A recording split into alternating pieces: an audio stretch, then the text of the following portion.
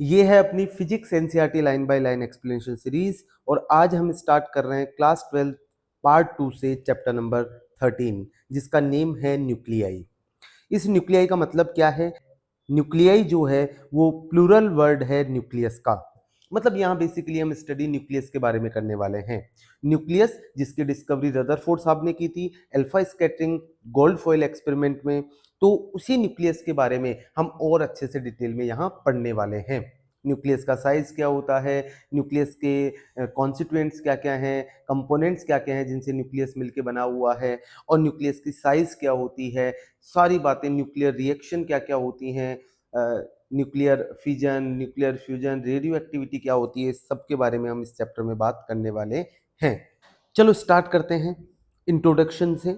और introduction 13.1 heading है introduction, और इंट्रोडक्शन में बताया जा रहा है in the previous chapter we have learned that in every atom the positive charge and mass are densely concentrated at the center of atom forming its nucleus।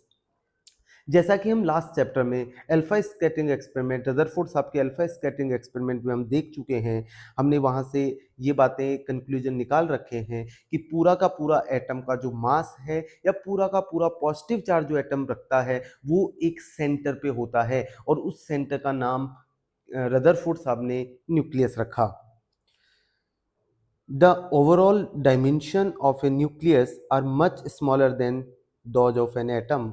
मतलब जो size होती है न्यूक्लियस की वो एटम के साइज के compare में बहुत कम होती है।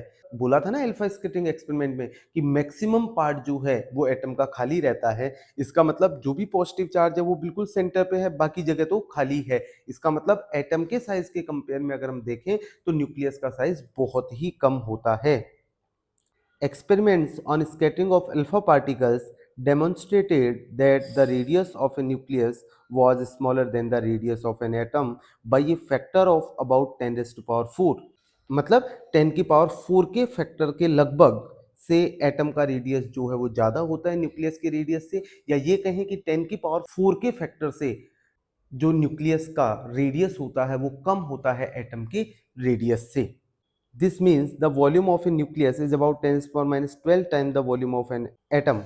एक एटम के वॉल्यूम का 10 to the power minus 12 time होता है एक न्यूक्लियस का वॉल्यूम। रेडियस का क्यूब होता है 4/3 पाई आर क्यूब, है ना। वॉल्यूम तो ये होता है 4/3 पाई आर क्यूब स्फीयर का। तो आर जो है वो 10 की पावर 4 टाइम्स है, तो 10 की पावर 4 का 3 टाइम्स, तो 10 की पावर 12 टाइम्स ज़्यादा हो गया। तो 10 की पावर 12 टाइम्स ज़्यादा है किसका? एटम का वॉल्यूम। किससे? न्यूक्लियस के वॉल्यूम से। In other words an atom is almost empty. लगभग जो एटम है उसका वॉल्यूम लगभग लगभग मतलब मैक्सिमम वॉल्यूम जो है, क्योंकि देखो बहुत कम वॉल्यूम में न्यूक्लियस है तो बाकी सारा वॉल्यूम तो खाली है। If an atom is enlarged of the size of a classroom, the nucleus would be of the size of pinhead। मतलब अगर एक रूम को एक एटम मान लें तो जो एक पिन है उस पिन के टिप के तरह न्यूक्लियस है। मतलब एक रूम जितना बड़ा अगर एटम है तो पिन का जो टिप है उसको सेंटर पे रख दो, इतना न्यूक्लियस है। मतलब ये कंपैरिजन बताया जा रहा है कि ऐसे आप थोड़ा सा सोच सकते हैं कि दोनों के बीच में क्या रिलेशन है, वॉल्यूम के बीच में कितना साइज का डिफरेंस है। जैसे एक मान लो बड़ा सा फुटबॉल ग्राउंड है, ठीक है, और फुटबॉल को आप बिल्कुल बीच में सेंटर में रख दो तो फुटबॉल ग्राउंड जो है वो एक एटम का वॉल्यूम टाइप मान लो, एक एटम मान लो, और जो फुटबॉल है वो सेंटर पे रखा हुआ है वो न्यूक्लियस की तरह है। तो इतना डिफरेंस है दोनों के साइज में।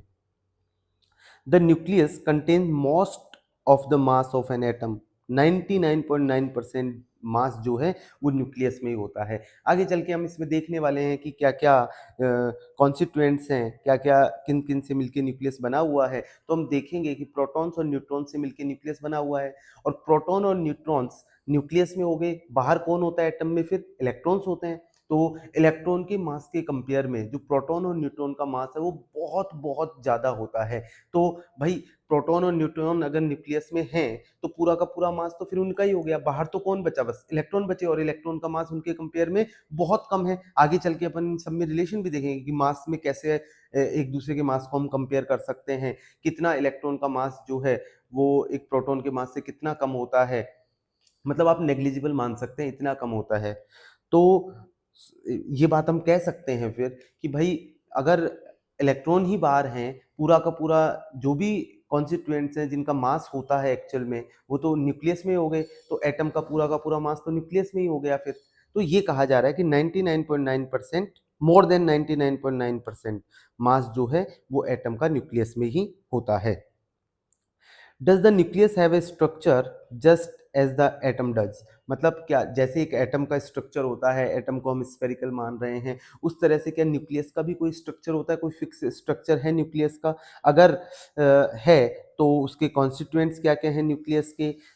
और जब हम कह रहे हैं कि जैसा हम आगे पढ़ेंगे भी कि भाई प्रोटॉन्स और न्यूट्रॉन्स जो हैं वो न्यूक्लियस में होते हैं, तो भाई प्रोटॉन तो पॉजिटिवली चार्ज पार्टिकल होता है। फिर इतने कम जगह में, जैसे हमने बोला ना एक रूम का साइज और एक पिन के हेड का साइज, अब भाई इतनी कम जगह में, ये तो हमने एग्जांपल लिया, वो तो इससे भी कम जगह में है भाई, एटम दिखता थोड़ी है, तो कितना छोटा वॉल्यूम है उसका, और उससे कम वॉल्यूम में न्यूक्लियस होगा और उसमें भी बहुत सारे प्रोटॉन्स हैं, तो वो प्रोटॉन्स पॉजिटिवली चार्ज पार्टिकल होने के बाद भी इतने कम जगह में कैसे रह पा रहे होंगे? कैसे रह पा रहे होंगे? तो उनको कौन एक साथ रख पा रहा है? इसके लिए कौन रिस्पॉन्सिबल है? न्यूक्लियस की एग्जिस्टेंस के लिए कौन रिस्पॉन्सिबल है? ये सारी बातें हमारे माइंड में आ रही हैं। इन सारे क्वेश्चंस के आंसर हम इस आगे चैप्टर में मिलने वाले हैं हमें, और हम इनको देखने वाले हैं। हम यहाँ पे न्यूक्लियस की प्रॉपर्टी, जैसे उसका साइज, मास, स्टेबिलिटी कैसे है, इन सब की बात करेंगे। कुछ न्यूक्लियर फिनोमेना जैसे radio activity, nuclear fission, nuclear fusion reaction क्या होती हैं, कि कुछ छोटे न्यूक्लियस मिलके बड़ा न्यूक्लियस बना रहे होते हैं। न्यूक्लियर रिएक्शन की बात कर रहे हैं, एक बड़ा न्यूक्लियस टूट के कुछ छोटे न्यूक्लियस में टूट रहा है, ये रिएक्शंस क्यों हो रही हैं, हम इसकी भी बात करेंगे। और किस किस तरीके से न्यूक्लियस टूट के छोटे न्यूक्लियस बनाता है और एक बड़ा छोटे न्यूक्लियस मिलके बड़ा न्यूक्लियस बनाता है। इन सब चीज़ों की स्टडी हम यहाँ आगे करने वाले हैं बहुत अच्छे से।